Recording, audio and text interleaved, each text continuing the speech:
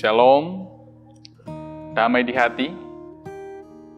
Karena kasih karunia Tuhan, kita yang seharusnya binasa telah mendapat jaminan hidup yang kekal.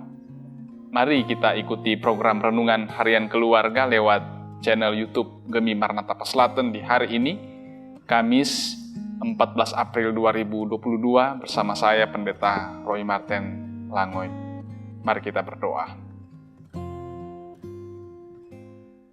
Ya Tuhan, kami bersyukur Engkau menganugerahkan kami hari baru untuk kami beraktivitas, untuk kami melanjutkan tugas kerja yang Engkau percayakan kepada kami.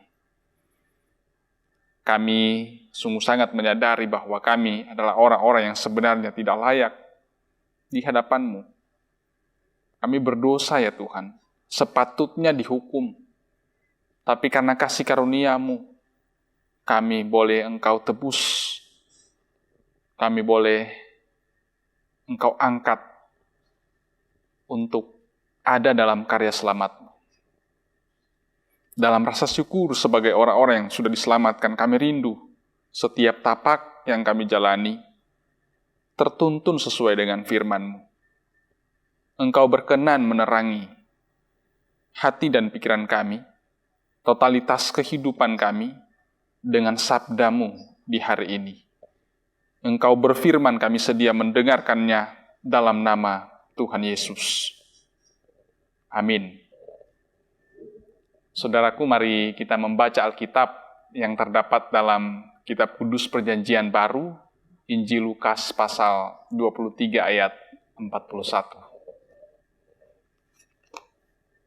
Lukas pasal 23 ayat 41 tertulis begini dalam Alkitab. Kita memang selayaknya dihukum, sebab kita menerima balasan yang setimpal dengan perbuatan kita. Tetapi orang ini tidak berbuat sesuatu yang salah. Demikian pembacaan Alkitab kita, jemaat yang dikasihi Tuhan. Tema renungan kita di hari ini, selayaknya dihukum. Saudaraku, jika seorang yang bersalah dijatuhi hukuman, itu adalah hal yang wajar. Tapi jika orang benar dijatuhi hukuman, itu yang tidak wajar. Contohnya dapat kita saksikan lewat media, seperti yang dialami oleh Dr. Terawan. Setelah sekian besar prestasi yang dicapainya, terobosan-terobosan yang dia lakukan sehingga banyak orang yang memperoleh kesembuhan lewat pelayanannya. Ikatan Dokter Indonesia, IDI, kemudian memecatnya dari keanggotaan.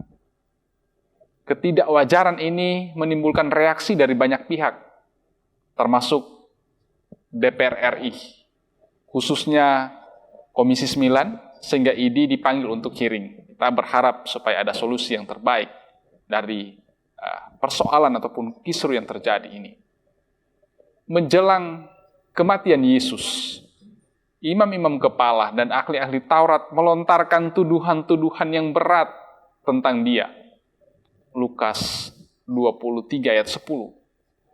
Karena tuduhan-tuduhan itu tidak dapat dibuktikan, maka para elit agama menghasut orang banyak, sehingga mereka berteriak, "Salibkanlah dia!"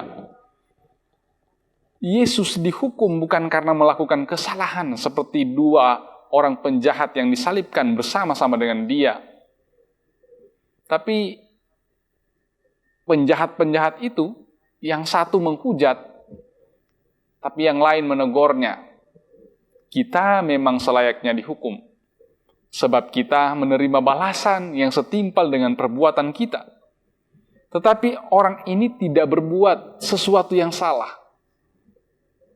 Penjahat yang satu menghujat, tapi penjahat yang lain menyadari statusnya yang memang layak dihukum, sehingga bermohon kepada Yesus supaya mengingatnya saat Yesus datang sebagai Raja. Saudaraku, posisi kita sebenarnya sama seperti dua penjahat tersebut. Kita berdosa dan selayaknya dihukum. Tapi karena kasih karunia Allah, kita diselamatkan. Dosa-dosa kita sudah diampuni dengan pengorbanan Kristus. Tubuh dan darahnya dikorbankan untuk menebus dosa saya dan saudara.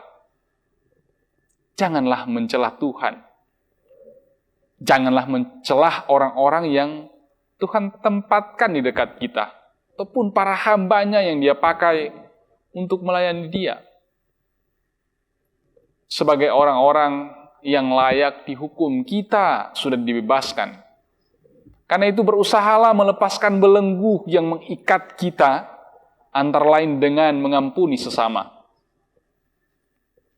Besok kita akan masuk dalam perayaan Jumat Agung. Mari bersama-sama dalam persekutuan ibadah di gereja. Dan bagi anggota Sidi Jemaat, mari turut ambil bagian dalam sakramen perjamuan kudus.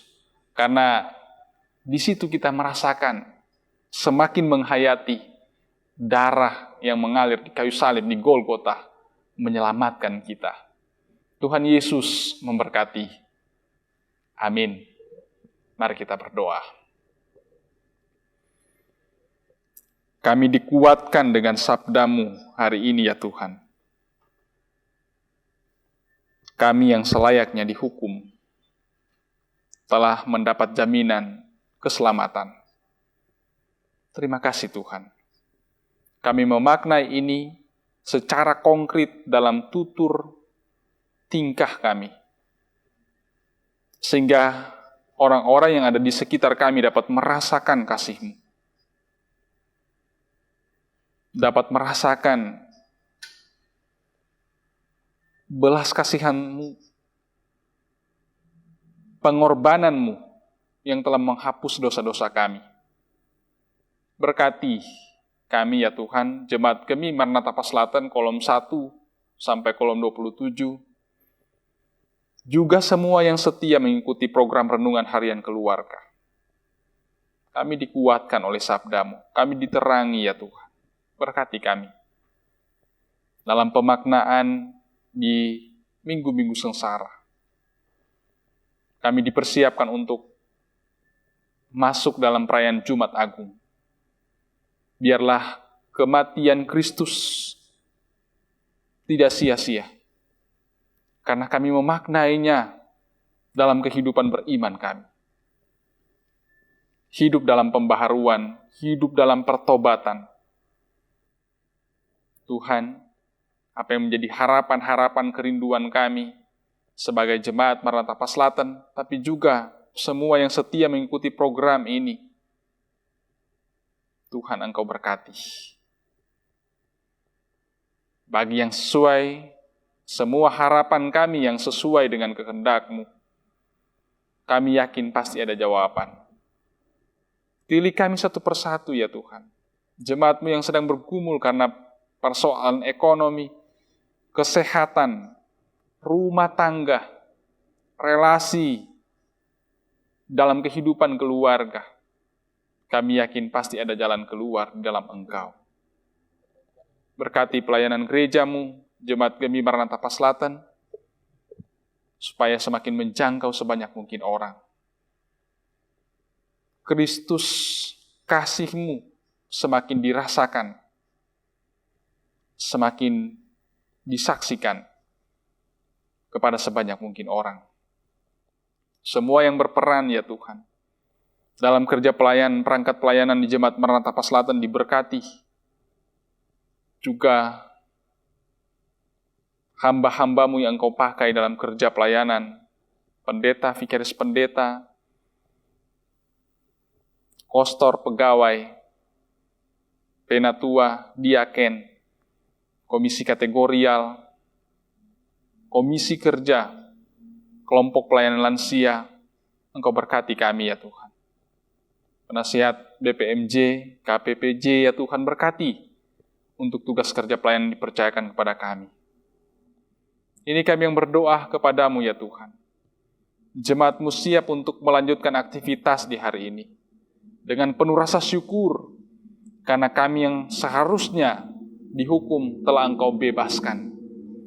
Terima kasih Tuhan, dalam kebebasan kasih karunia-Mu kami melangkah. tapi juga kami mempertanggungjawabkan setiap hal yang kami kerjakan, supaya semua itu berkenan kepadamu. Ini kami yang berdoa kepadamu dalam nama Tuhan Yesus. Amin.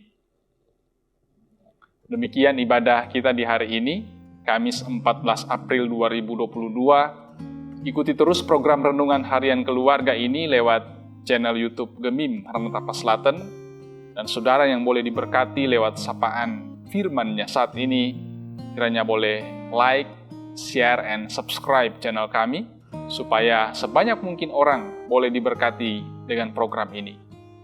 Kritik dan saran yang konstruktif kami terima dengan senang hati, supaya nama Tuhan semakin dipuji dan dimuliakan.